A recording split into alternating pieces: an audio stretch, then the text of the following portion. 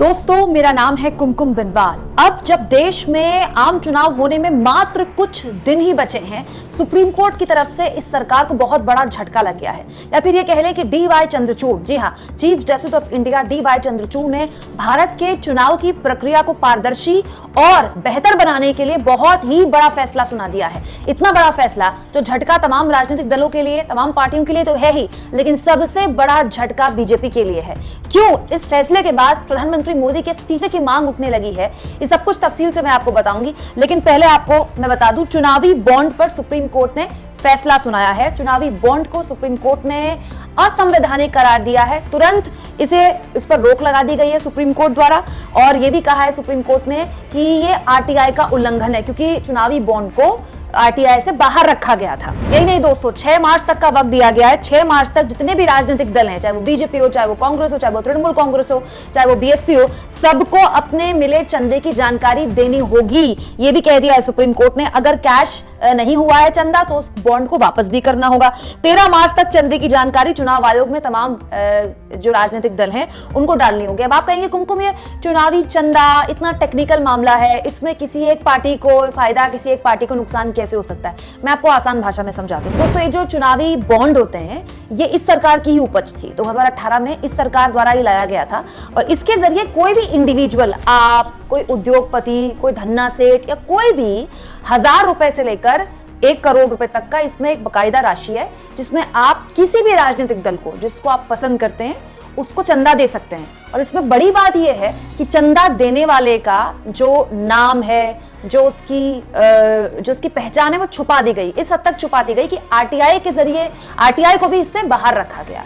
अब इस पूरे मामले में सबसे बड़ा झटका ये फैसला बीजेपी के लिए क्यों है? अगर सुप्रीम कोर्ट सारे राजनीतिक दलों से कह रहा है कि बताओ अपना चुनावी चंदा आपको किसने कितना दिया, तो फिर ये तो सबके लिए होना चाहिए झटका।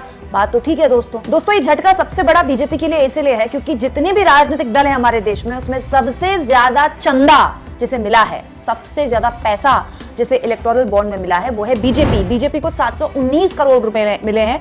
कांग्रेस समेत 4 पार्टियों का कुल डोनेशन से 5 गुना ज्यादा, मतलब नंबर 1 पर बीजेपी है, उसे इतना चंदा मिला है जितनी कांग्रेस समेत बाकी 5 पार्टियां हैं ना, उससे भी 5 गुना ज्यादा।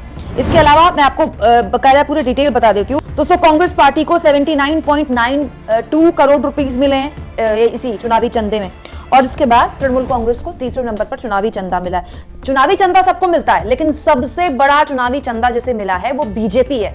आप जानते हैं दोस्तों, हमारे देश में चुनाव कितने खर्चीले हैं। इन खर्चीले चुनाव में जिसके पास जितना पैसा होगा, उसके लिए चुनाव लड़ना उतना आसान होगा। एक रैली मोदी जी की हो, चाहे वो राहुल गांधी की हो, चाहे वो केजरीवाल की, करोड़ों में लग जाती है, और जितना बड़ा नेता उतनी बड़ी रैली होती है। तो ऐसे में, इस स्थिति में, जो सबसे ज्यादा चंदा पाने वाली पार्टी है, उसके आगे सबसे बड़ा संकट खड़ा हो जाएगा। अब तक तो सब कुछ गुप्त होता था, भैया किसने कितना दिया अभी तक तो पता नहीं चलता था, लेकिन अब तो सार्वजनिक करना पड़ेगा। तो वो कौन कौन से बड़े बड़े उद्योगपति हैं जिनका क्या ब्लैक मनी के जरिए वाइट किया गया इस इलेक्टोरल बॉन्ड, इस चुनावी चंदे के जरिए, किस पार्टी को किस बड़े उद्योगपति ने कितना पैसा दिया, सब कुछ अब सामने रखना पड़ेगा पार्टियों को, क्योंकि यही फैसला चंद्रचूड़ की अदालत ने आज सुनाया है। अब इस पूरे मामले में सबसे दिलचस्प पहलू यह है दोस्तों कि प्रधानमंत्री मोदी के इस्तीफे की मांग उठा दी है। किसने?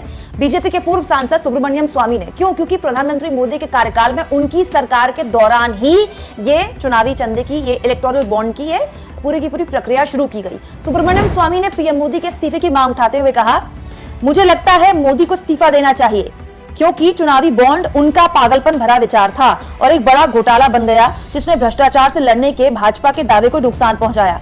पार्टी की खातिर मोदी को इस्तीफा दे देना चाहिए। सुप्रीम कोर्ट के इस फैसले पर राहुल गांधी ने कहा, नरेंद्र मोदी की भ्रष्ट नीतियों का एक और सबूत आपके सामने है। भाजपा ने इलेक्टोरल बॉन्ड को रिश्वत और कमीशन लेने का माध्यम बना दिया था। आज इस बात पर मोहर लग गई। दोस्तों, बात तो ऐसी है कि जब भूकंप आता है तो चाहे झोपड़ी हो चाहे महल हो, हिलते सब है, नुकसान सबको पहुंचता है। लेकिन वो क्या है ना, जो झोपड़ी है उसके पास तो, उसके अगर छत गिर भी गई तो उसके पास 1-2 घड़े हैं, 1-2 बेचारे गरीब गुरूब लोग वहां पर हैं। लेकिन जब महल गिरता है तो नुकसान महल को ज्यादा होता है। तो जिस पार्टी को जितना चंदा मिला वो हर पार्टी को आप सुप्रीम कोर्ट के इस आदेश के बाद वो जानकारी साझा करनी पड़ेगी, लेकिन जिसको सबसे ज्यादा चंदा मिला अब उसके ऊपर निगाहें सबसे ज्यादा होंगी कि भाई इतना चंदा आपको किस किस ने दिया, क्योंकि अब तो सबके नाम भी जल्द जाहिर किए गए होंगे। आज बहुत महत्वपूर्ण दिन है, एक बहुत महत्वपूर्ण जजमेंट आई है माननीय सर्वोच्च न्यायालय द्वारा, जो ये दर्शाती है कि जब भी अंधेरा बहुत गहरा हो जाता है, उम्मीद की एक किरण कहीं ना कहीं से जरूर आती है और पूरे आंगन को रोशन करती है। आज माननीय सर्वोच्च न्यायालय से उम्मीद की वो किरण हम सबको दिखाई दे रही है। जब से ये इलेक्टोरल बॉन्ड स्कीम 2017 में लाई गई थी, उस वक्त वित्त मंत्री माननीय अरुण जेटली जी ने इसका बहुत बौद्धिकरण करने की कोशिश की। He tried to intellectualize it a lot and justify it, लेकिन हमने तब से उसका विरोध, पुरजोर विरोध, हर मंच से बार बार, इस मंच से तो कई बार करते रहे। हमारी क्या आपत्तियां थी? हमारी आपत्तियां बहुत स्पष्ट थी कि ये अपारदर्शी है, इससे भ्रष्टाचार को बढ़ावा मिलेगा, इससे काला धन सफेद हो जाएगा, इससे जो रूलिंग पार्टी है, जो सत्तारूढ़ दल है, सारा लाभ उसको मिलेगा और एक ऐसा अनकहा अनदेखा रिश्ता स्थापित हो जाएगा सत्तारूढ़ दल का और कंपनियों का। जो कंपनियां इन इलेक्टोरल बॉन्ड्स को खरीदेगी उनको क्या लाभ दिया जाएगा, ये तमाम सवाल हम इस मंच से बार बार उठाते रहे। सवाल जायज थे, चिंता जायज थी, क्योंकि किस कंपनी ने किस पार्टी को कितना पैसा दिया और क्यों दिया, उसके एवज में उसको क्या मिला, ये जानने का अधिकार इस देश के एक एक वोटर को है, एक एक पत्रकार को है, एक एक व्यक्ति को है। भले वो किस पार्टी को वोट देता है नहीं देता, उससे कोई फर्क नहीं पड़ता। और उस अधिकार की रक्षा के लिए कांग्रेस पार्टी तत्पर है। इकलौती पार्टी जो 2017 से लेकर आज तक लगातार इस मुद्दे पर बहुत प्रबल आवाज में बोलती आई है। अब जो 95% इलेक्टोरल बॉन्ड्स का पैसा एक पार्टी यानी कि भारतीय जनता पार्टी को मिला, हम भी ये जानना चाहते हैं, देश भी ये जानना चाहता है कि उसके एवज में आपने क्या हवाई अड्डे बेचे हैं, आपने क्या कोयले की खदानें बेची हैं, आपने क्या किया है, या एमएलए खरीदे हैं, या नए सूट सिलवाए हैं, ये जानने का हक हम सबको है। या नए हवाई जहाज खरीदे हैं, हमें नहीं मालूम आपने क्या खरीदा। 95% यानी कि 5,200 करोड़ रुपए भारतीय जनता पार्टी के अकेले के खाते में इलेक्टोरल बॉन्ड से आया है। हम माननीय सर्वोच्च न्यायालय के इस आदेश का खुले दिल से स्वागत करते हैं और हम ये मांग दोहराते हैं कि SBI, state bank of India, उस तमाम जानकारी को सार्वजनिक पटल पर रखे जिससे कि जनता को यह मालूम पड़े किसने कितना पैसा किसको दिया। आपको याद होगा कि ये electoral bond scheme Bharatiya Janata party की मोदी सरकार मनी बिल के तौर पे लेकर आई थी, ताकि राज्यसभा में इस पर कोई चर्चा ना हो, कोई बहस ना हो और सीधा पारित हो जाए। आज भी हमें डर है और हमारा डर भी जायज है।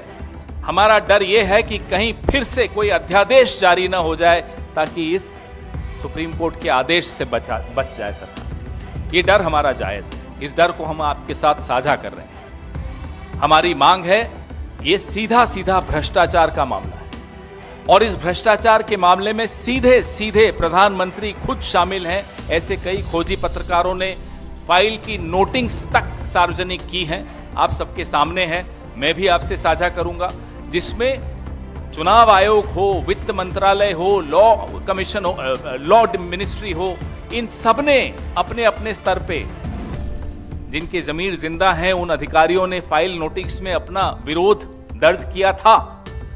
उस विरोध को नजरअंदाज करते हुए किस तरह से ये थोपी गई इलेक्टोरल बॉन्ड स्कीम इस देश पर, ये हम सब ने देखा। आज प्रधानमंत्री एक्सपोज हो गए हैं, बेनकाब हो गए हैं, उनका भ्रष्टाचार बेनकाब हो गया। ये भ्रष्टाचार मैं कहूं बचते हुए कह दूं कि भाजपा का भ्रष्टाचार है, ये इलेक्टोरल करप्शन है, ये सब मुझे लगता है लाग लपेट की बात होगी। ये सीधा सीधा प्रधानमंत्री द्वारा किया गया एक भ्रष्टाचार है, जिसको कानूनी जामा पहनाने का प्रयास किया गया। मनी बिल लाकर आपने मनी का इंतजाम कर दिया विधायक खरीदने के लिए, कोयले की खदान देने के लिए, हवाई अड्डे देने के लिए, अपने मित्रों को उपकृत करने के लिए। ये आपके सामने है आज। ठीक चुनाव से पहले चंद्रचूड़ की अदालत ने, डीवाई चंद्रचूड़ की अदालत ने जो ये ऐतिहासिक फैसला सुनाया है, उससे हमारे देश के चुनाव और पारदर्शी और ट्रांसपेरेंट हो पाएंगे, या फिर इसको लेकर भी कोई तोड़ सरकार निकाल सकती है। हो सकता है कि इस फैसले के खिलाफ कोई अध्यादेश आ जाए। आप इस मुद्दे पर क्या सोचते हैं दोस्तों, कमेंट बॉक्स में जरूर लिखें, और जितना हो सके चैनल को शेयर करें, सब्सक्राइब करें, और थैंक्स और ज्वाइन, ये 2 ऑप्शन हैं जिसके जरिए आर्थिक तौर पर भी आप चैनल के हाथ मजबूत कर सकते हैं।